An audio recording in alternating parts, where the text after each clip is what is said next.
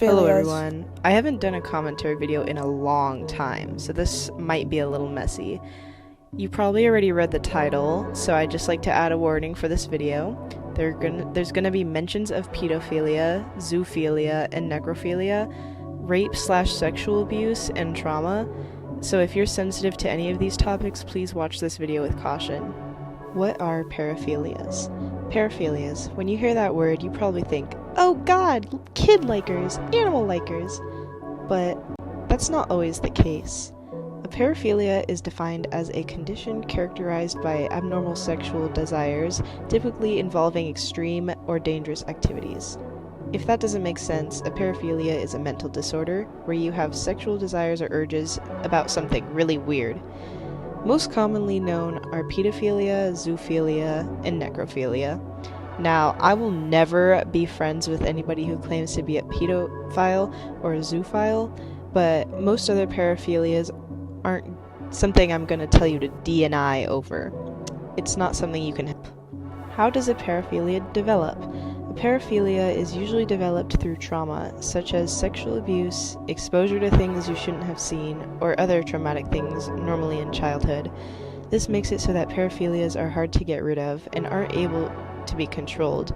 Paraphilias usually aren't treatable, but therapy can usually help you keep your urges under control. If you think you have a paraphilia, or if you're having urges, I really recommend you get help. Now for the big question.